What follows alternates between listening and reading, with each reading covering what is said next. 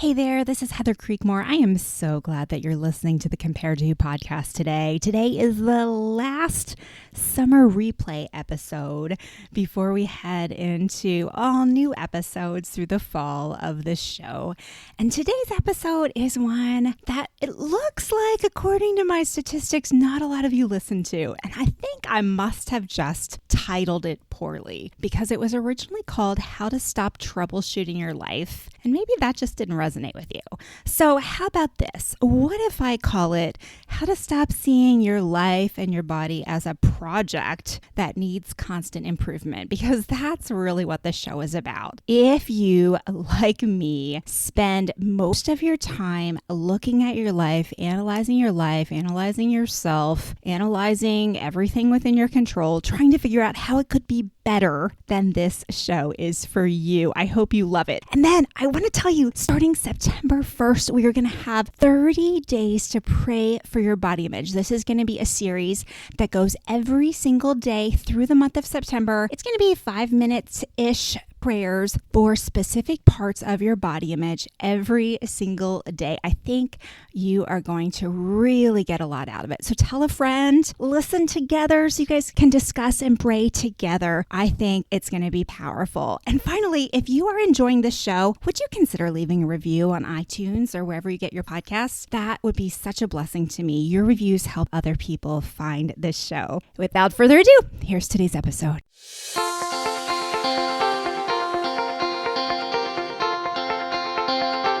Welcome to Compared to Who, the podcast to help you stop comparing and start living. I'm your host, Heather Creekmore. I hate to admit this, but I used to secretly obsess over my appearance. I thought it was part of my job as a woman to always look better, but never felt like I could be good enough.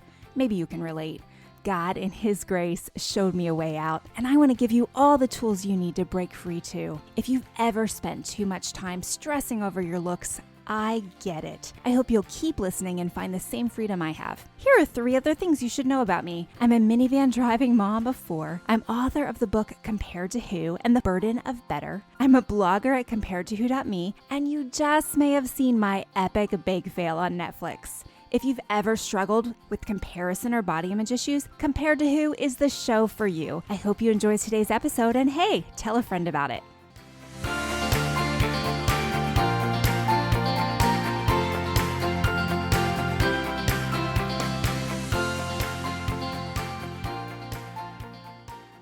Hey there, I'm Heather Creekmore, and I am so glad you're listening today because in today's episode, we're going to talk about how to stop troubleshooting your life and how to start living. Now, that might be a little vague at first, but trust me, if you're a perfectionist or you tend to stress about every little thing in your life and how it could be better or how you could do better or what you could have said better, this episode is for you. So my first question for you today is this. Do you tend to obsess over what went wrong and how to make sure everything goes right or better the next time? Do you tell yourself things like, you're just learning from your mistakes, but do you secretly feel like you should never have made a mistake in the first place? Maybe your goal in life is to have all of your ducks in a row, but you find out that reality is ducks do their own thing and getting them all to stand still in a straight line is never going to happen. Something's always moving, changing, or quacking. Well, I want you to consider today's episode as your audio reminder to stop troubleshooting your life and find rest. Now, by troubleshooting, I mean stop focusing on all the little things in your life that you could improve or make better and find contentment. I was thinking about how when there's a problem with our computers, we call tech support and they quote unquote troubleshoot until they find the problem. Most of the time, the problems we call about to troubleshoot are problems that can stop us from making progress, right? I can't use my computer or I can't print, so I'm going to get some help to fix that part of it so I can use it again. But some of us are programmed to see the holes in life. It's just our natural bent. We are natural born problem finders and in many cases, problem solvers. And though that works really well in some environments and could even serve you really well in your career if you're in, say, risk management or even an editor, but it may not serve you so well in life. How foolish would it be to never use your computer again because you are constantly troubleshooting every little thing that's wrong with it? And yet, friend, I think there are women and men out there who spend so much time troubleshooting their lives that they miss out on living it. So I was at the nail salon this week using a gift card that I got for Mother's Day. It's totally fall now as I'm recording this. So I had to get in there and get my nails done before the gift certificate expired.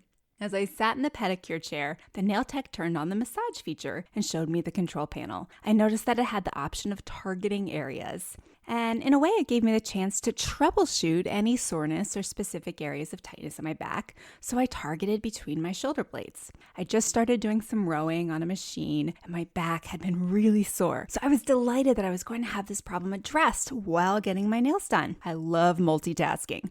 This was my first time at this nail salon, and friends, they were slow. I mean, so slow. I was in that pedicure chair for an hour and a half with that kneading massage feature focused right between my shoulder blades. And today, I can tell you that I'm almost bruised from that silly massage chair. My back hurts even worse. I had to ice it last night, and I thought to myself how this was the perfect illustration for why we shouldn't spend so much time at troubleshooting our lives. It would have been just fine for me to have the chair work on my entire back, but if we put too much focus on one area, we can end up making that proverbial mountain out of a molehill. In our imaginations, we can make problems in our lives that aren't really that big of a deal.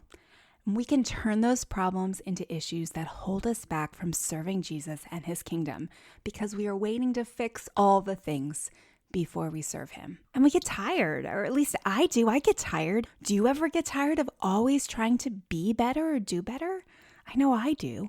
There's always something else I should fix about myself. I used to dream of the day when I could just finally get all the things working right at the same time. You know, in terms of body image, I used to dream of when I could get my hair, my makeup, my weight, my outfit, my appearance, like if they would all be good just the same day. And then get my routine perfect, not say anything too awkward or do anything awkward in front of other people. Like if all of those things would happen in the same day, I used to think that was my ideal. But alas, that's never happened, not even once. In fact, there's always something that I come away with thinking, I could have done that better. I should have done that better. And when I troubleshoot my life, I spend so much time thinking of the could-haves and the should-haves and the would-haves that I don't get to enjoy living it. Do you troubleshoot too? Here are a couple ways that I do this personally. See if any of these sound familiar to you. First, there's the area of my appearance.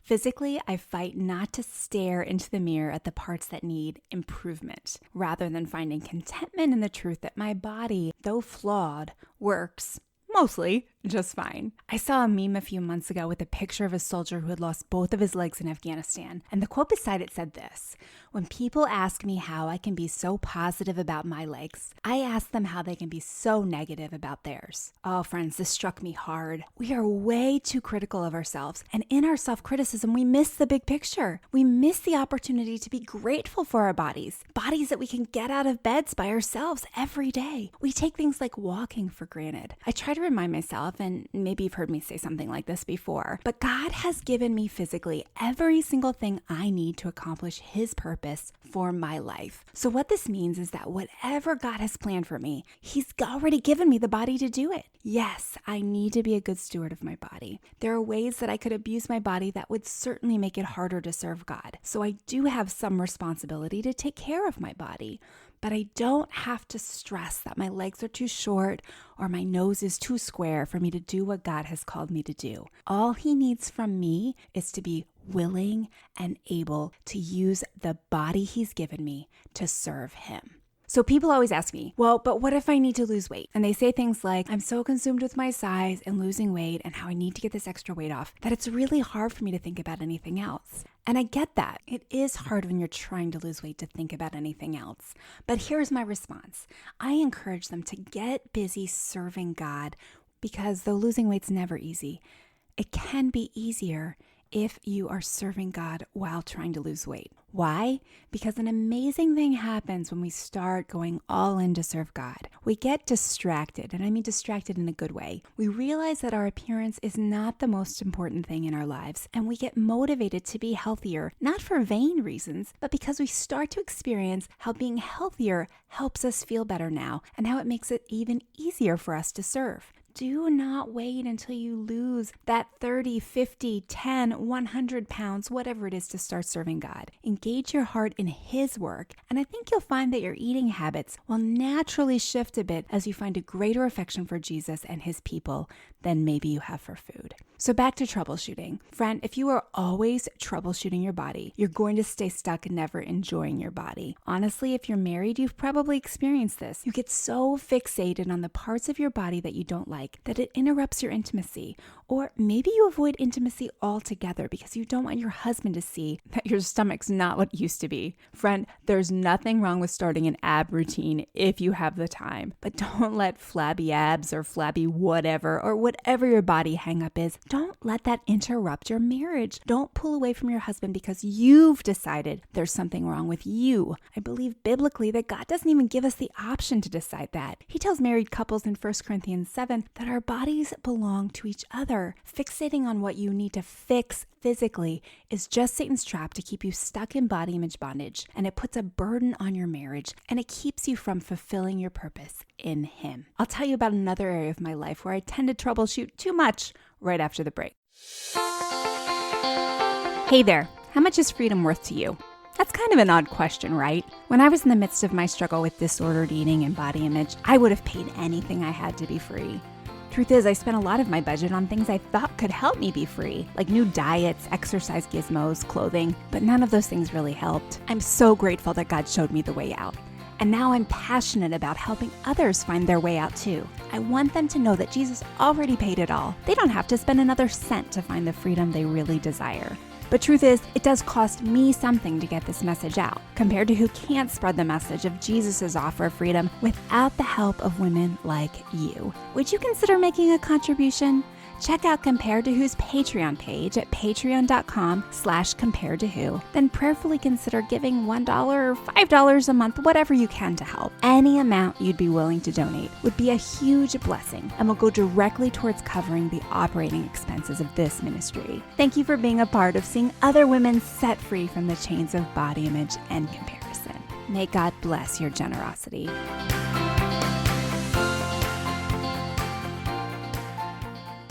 The second area where I tend to troubleshoot my life too much is by overanalyzing my every word and action. Do you do this too? I can talk to a microphone or write a book without fretting too much over my words. But honestly, sometimes in friendships, I feel like awkward things come out of my mouth all the time, and I don't even know why. Then I wonder if the other person thought that they were awkward, or worse, if they were offended by them. And then I spend the rest of the day or the week or the month even stressing over why I said something so dumb. The other day I was picking up one of my children's friends and I was talking about something else, but I said something like, better late than never. And what I meant was that I was running late, but it came out sounding like I was saying that about her child who was still putting her shoes on. And anyway, she made a funny face and the whole thing was really awkward. And then you're in this spot where you wondered, okay, do I stop and clarify what I meant there? Or do I just let it go, hoping that they didn't notice and just roll with it? Oh, I hate it when those kind of things happen. Or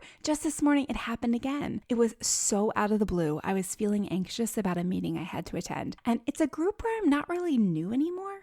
I had friends in the room, but for some reason, nervousness just welled up within me. And I started actually trembling a little bit as I got my plate of food. Then, to make matters worse, I had to get some water out of this fancy pitcher thing while holding my plate. And you guys, I was shaking so much that I almost dropped the entire water glass, which would have been a disaster. So to avert that disaster, I used my plate of food and I caught my spilling water. And then I had to try to act totally nonchalant about the fact that all of my food was floating on my paper plate. You guys, I sat down and I ate a plate of soggy food and just pretended like nothing had ever happened because I was so embarrassed. Do you do this too? Do you spend a lot of time overanalyzing conversations you had with people, stewing in your head what you should have or could have said, or just wondering if you came out sounding totally awkward? Or do you wonder if anyone noticed that you spilled half your water on your sandwich and you ate it anyway? I do this too often. And what I'm coming to realize is that I miss out on a lot in relationships when I do this. I put so much pressure on myself to be flawless, to always communicate perfectly, that I don't give myself any grace just to be human. It's crazy how the enemy can use this to drive a wedge between people. When we feel like we always say weird things around someone, what do we tend to do? Well, we tend to avoid that person, right? Or we tend to avoid people altogether and spend way too much time alone because we're afraid that we'll be awkward around everyone. And what that leads to is depression and feeling like maybe we'd be better off without anyone in our lives, which is just a lie. God created us for community. All this troubleshooting of our words and our behaviors, it just keeps us stuck, either alone or stuck in our heads, never feeling completely comfortable and accepted in relationships. So how do you get over it? I don't think it works to just say, well, stop thinking about it or stop overanalyzing your every word. Instead, I think this is the answer. We have to stop thinking about ourselves so much. Now, that may not be the answer you expected, but it really is a cure like no other. You see, what I've come to realize is that when I spend so much time stressing and thinking about what I said wrong or what weirdo thing I did, I'm spending time thinking about a subject that always keeps me trapped. That subject is me. I get stuck in me land where my thoughts are consumed with me, and me. And the more time I spend in me land, in my thoughts, just like the more time I spend staring into the mirror, the more I can find that I need to fix about me. I need to stop talking so much, or just smile and nod, not say anything, or I need to stop being sarcastic, or I need to learn how not to be so loud or so opinionated. All the thoughts I have in my head about how to fix me don't actually help me one bit. Now, yes, there is the Holy Spirit's conviction about certain things, and sometimes I believe we feel bad after we say something because the Holy Spirit convicted us to make it right. And I've had this happen too, where I've shared something with someone without malicious intent, but something about another person just came out. And God later showed me that it was gossip, and I've had to go to that person and ask them to forgive me for saying it. But what I'm talking about here is the self-condemnation that we put ourselves through. It's a waste of time. We spend way too much time reflecting on and thinking about us. And what God wants, I believe, is for us to let it go, to turn our attentions off of ourselves and onto Him and other people. I mentioned this verse a few episodes ago, but Philippians 4:8 talks about what we're supposed to be thinking about. And the list is long, but it's whatever's true, noble, just, lovely, of good report. We start spinning things in our head about ourselves that aren't any of these things. And then we wonder why we have anxiety when we go to meet people. We can literally shred ourselves to pieces through our troubleshooting and destroy our capacity to be vulnerable and to love others. If you want to stop overthinking your every conversation and every text interaction, my encouragement to you is this. When it comes to mind, stop your brain by stopping and praying for the person that you interacted with. Say, God, if I miscommunicated with them today, I am trusting you to intervene. I'm trusting you to make my intentions clear. I pray that this person will know most of all that you love them, but let them know that I love them too. Please help me to grow as a communicator of your love for them. And then leave it there. Give yourself closure with this prayer and don't go back to the mental gymnastics. Okay, one more area of life that we tend to troubleshoot, and we'll talk about it right after this break.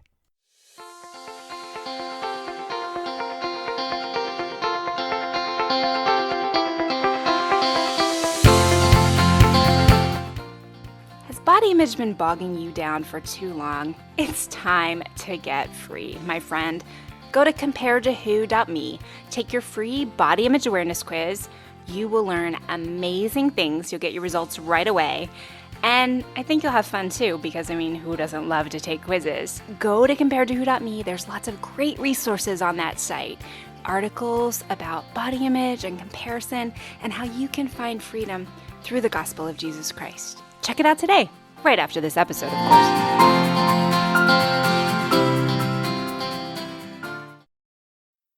The last last area we're going to talk about today, where we tend to troubleshoot our lives, is in what other people think of us. And this has become so much more complicated than ever thanks to social media, hasn't it? We tend to worry too much about what other people think of us.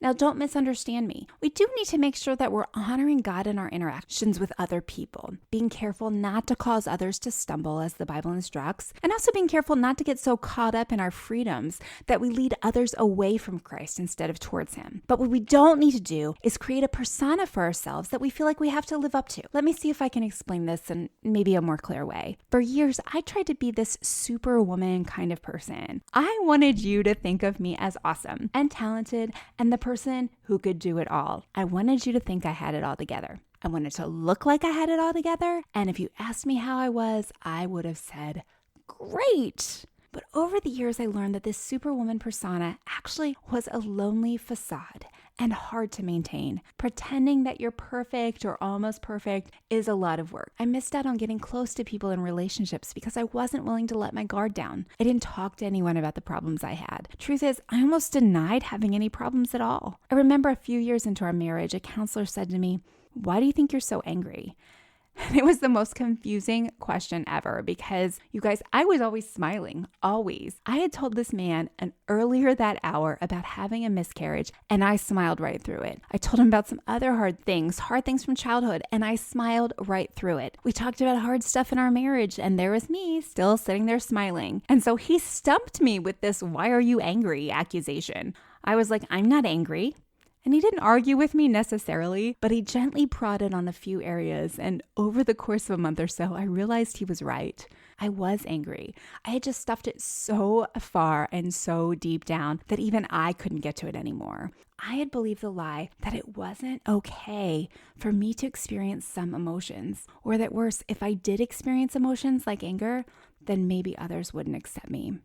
There are so many ways we can try to troubleshoot our lives through perfecting our image. Maybe it's in what you post online. Maybe you carefully curate what you put on Instagram so people think of you in a certain way. I mean, let's be honest. Most of us aren't posting pictures of us that our children take with our phones. You know, the ones where they catch you without makeup on from a totally horrible angle, the one that gives you 50 chins. Okay, maybe that just happens in my house. But you're not going to see those on Facebook. I promise you, you'll never see them. I'm going to control what you see about me online. Likewise, we're careful about what we share. We probably don't get on and share our ugly. We may share causes that make us feel happy or others that make us feel angry, or we may complain about the things that frustrate us. But again, that all feeds an image we are creating of who we want the rest of the world to see us as. I'm the person who gets upset over people who talk on their cell phones and drive. Or I'm the person who gets upset when people talk about politics on Facebook.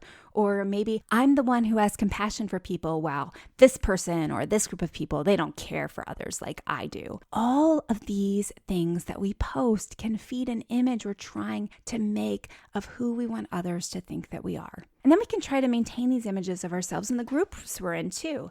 Maybe you're always the one with a joke, or you're the one people always look to for advice. Or maybe you're old faithful. You're the one that everyone knows will always be there on time with the snacks, no matter what. And there's nothing inherently wrong with being any of these types of people. But I think where we get enslaved is when we let these images of ourselves dictate our thoughts or actions, when we determine that we have to make changes to ourselves in order to match this image we're trying to keep up with. Friends, we're spiraling into idolatry. So here's an example.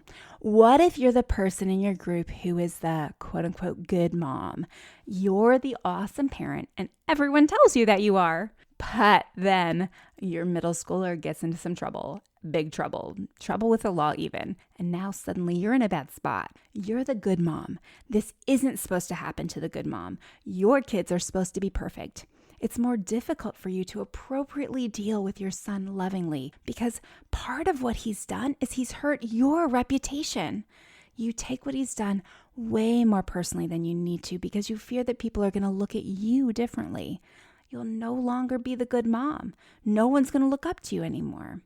When the truth is, friend, I wonder how much more freeing it would be to the women around you even to see that even good moms have parenting challenges. Sometimes you can be the best mom around and your child may still make poor decisions. Instead of trying to protect your reputation in the whole incident, how much better would it be to be able to come together with other women and ask for their prayers and support as you deal with your son?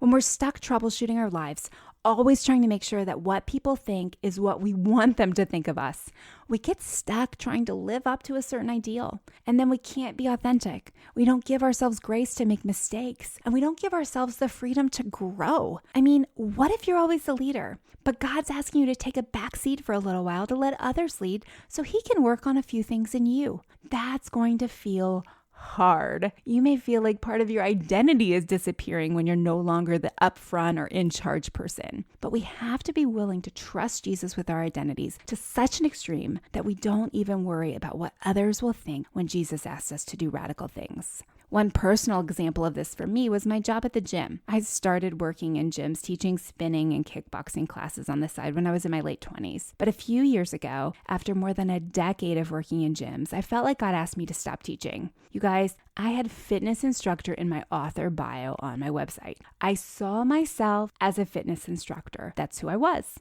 But one time a friend who, she sort of knew me, but not too well, but she ironically knew me from the gym. She read my bio and she asked me, "Why do you call yourself a fitness instructor? You only do a couple classes a week. I don't think of you that way at all." And you guys, that totally rattled me. I thought that was the image I was projecting, but here it wasn't. God asked me to quit and really let that go. And I had such a hard time. And I've shared this story on the blog before and in other places. In fact, I did a little negotiating with God when He first asked me to let the gym go. And I begged him to let me keep it. But instead, eventually I did obey. And in that, I had to let go of my gym girl identity.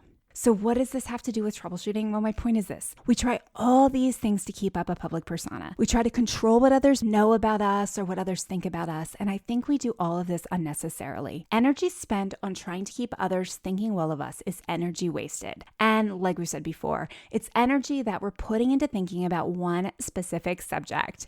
Me, and me.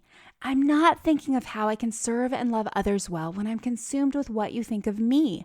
I'm not thinking about how I can love and serve Jesus well when I'm consumed with what you think of me. Anytime I put into reputation repair or image management is time wasted. So as we close today, I want to encourage you with this truth. If you know and love Jesus, you have the Holy Spirit living inside of you. The Bible tells us that Jesus is the author and perfecter of our faith. He sends us the Holy Spirit as a counselor, as an advisor. If there's something that He wants to tweak in us, something He wants to work on, He'll nudge us. He'll guide us and He'll lead us in that. But when we spend our time focused on bettering ourselves to meet someone else's standard, or even our own standard, we miss out on life. We miss out on freedom. We miss out on rest. We start chasing the idol of our ideal self, and we miss out on all that Jesus has for us. That's really the beauty of the gospel, isn't it? The gospel tells us that Jesus did for us what we couldn't do for ourselves. All the self-improvement tactics in the world can't make us good enough for Jesus. We can keep trying and bettering and striving for perfection, but we'll never get there.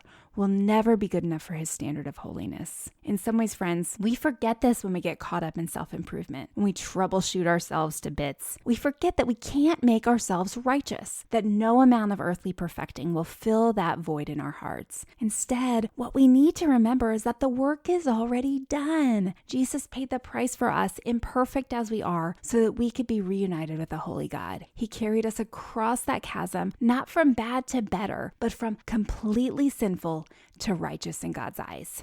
I can't make enough tweaks to my life to be good enough for God, but I can rest in Jesus' arms and enjoy my life, even with my imperfect body, my awkward actions, and my uncertain reputation. I can take the focus off of myself and focus on loving Him and loving others until I'm free from the treadmill of troubleshooting, and then I can find rest in Him. Well, that's all for today's episode. Thanks for listening.